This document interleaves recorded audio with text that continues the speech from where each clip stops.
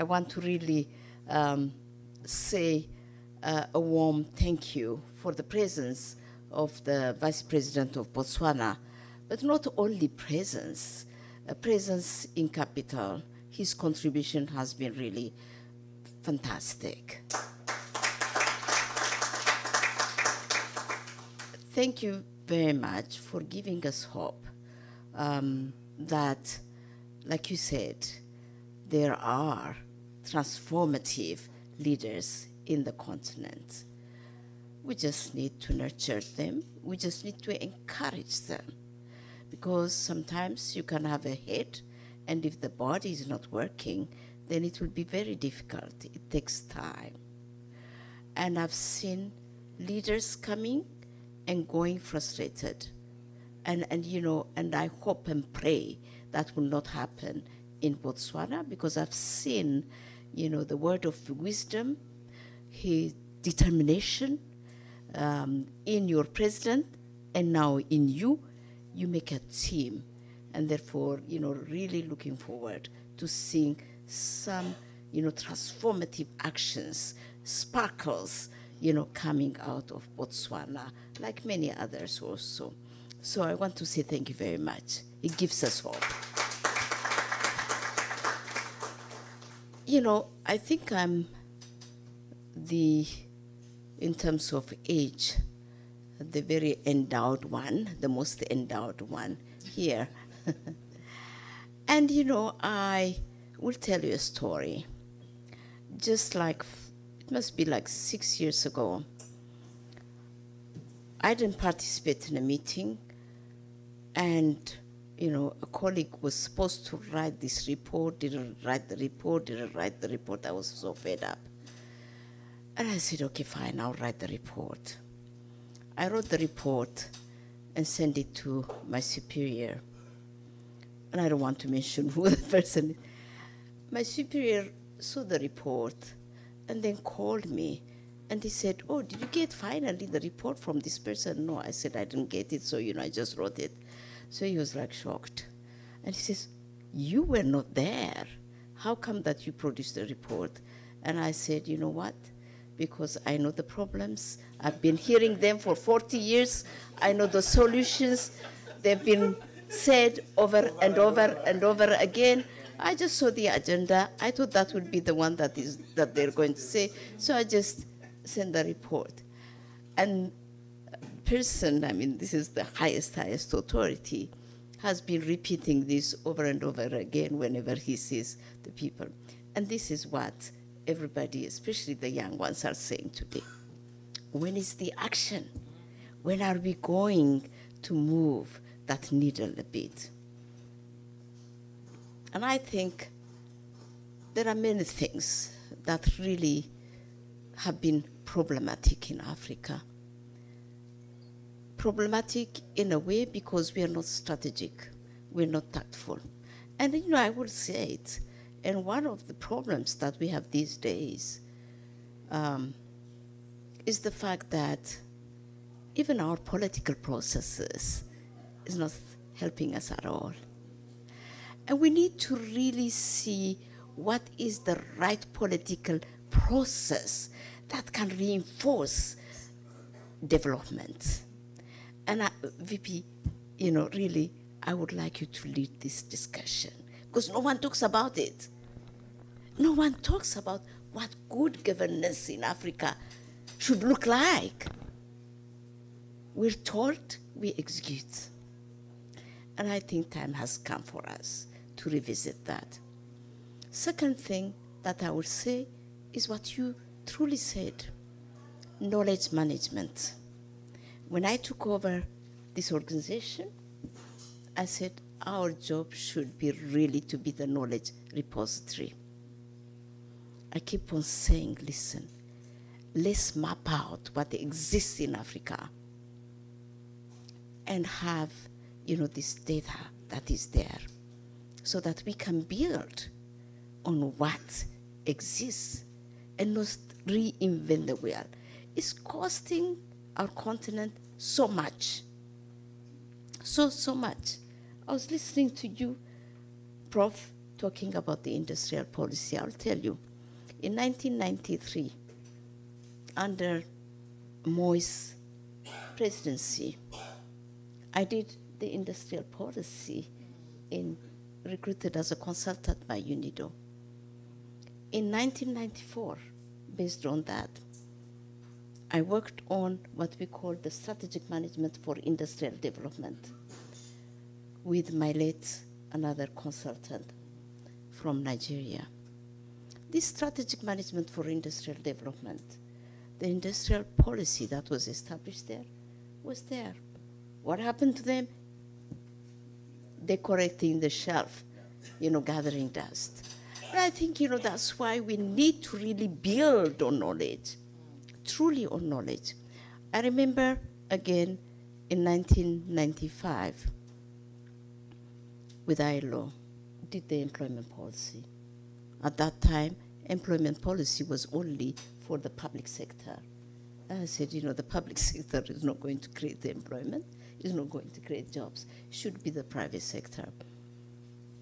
I was, in a way, said she doesn't know anything. What is she talking about?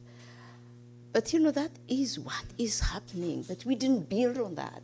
What you said is right, So I think until the time we manage knowledge, we map out knowledge, and also set standards to knowledge. In the first thing that I established, actually, when I came, I looked at all these flagship programs, was the program called Energize Africa.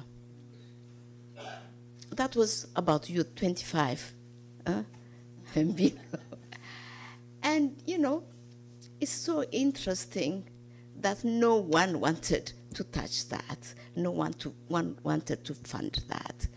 Why? Because I said, listen, there are so many, and I am also one of those people that created all these programs on empowerment, entrepreneurship training, skills training, But no standards. It's so interesting. In 1994-95, when I worked as the principal private sector policy advisor to President Museveni and the minister, we came out with entrepreneurship manuals and whatever, based on Empretech, and I was also in your country, VP, all over the continent. It's very saddening for me to go back now, although I'm still not savvy, I don't have that digital mind. But I went back to see a skills program, and I looked at the manual. Guess what? It's the same thing that we used in 1994. I said, for Christ's sake. For Christ's sake. And this project had a budget of $500,000. It's teaching thing that is archaic. So we need to really have that knowledge, build on that. But also we need to set standards for Africa. Our development space is so overcrowded. The quality of development assistance that we get is not there. And that's why we don't see any impact. We need to really be able to dictate that. And that's why the Premier Development Agency, the African Union Development Agency, is so critical. Is so critical to set standards, to coordinate activities, to develop knowledge, build on knowledge. It's so critical. These are core things. And finally, VP, because you're there, I would like to say something which I've been saying to all my, governors, the 33 presidents. We need to have a holistic approach to everything. We can't develop a sector by just saying, health ministry, education ministry. We can't do that. a holistic, whole government approach, integrated approach, is the only way to deliver impact. And I think, we can also, again, have this discussion and really bring that as a policy. Because these are really critical elements to drive what we're saying. So we need to really see a different way of approaching. My young son, I was just at George Washington University, and I said exactly the same thing, what you said. Let's go wild. Why not? Let's go wild. Because in any case, if you're not wild, the ones that are wild will govern us, okay? And I talked about, and I'll send you, I talk about the crypto, currencies, the digital currencies that will, because this is how the world, my children, whenever they talk to me, I have, I can't even visualize and understand what they're saying, But this is the future.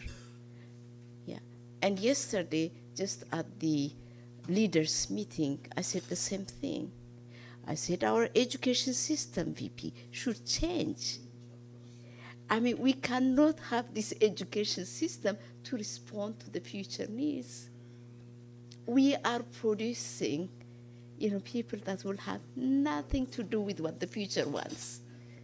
We need to really upgrade, not only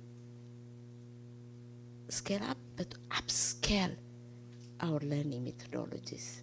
Already, our children, they go out of the universities and schools are just fabricating, actually, unemployment. They are producing unemployment. They don't bring them to be able to be useful element of the society.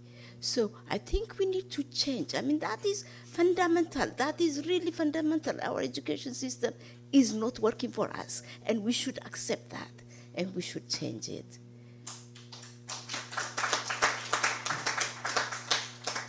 And finally, my dear diasporans, I had the choice of being a diaspora among the 10 of us. Now we're 8. All of them have other passports. I always used my passport. I never changed it. I don't know why. And last time, we're traveling, all of us together, they told me, you still use that passport? I said, of course I use that passport. This is me, me, an Ethiopian, an African. I'm married to a Nigerian. My Nigerian husband never changed his passport. I never changed the passport, but it's okay, it's fine. Use it like what the Chinese, the Indians do, like the people from the Jews do. Use it, convenience, take advantage, but never forget that you belong to a continent that is rich and that it's you that can enrich it.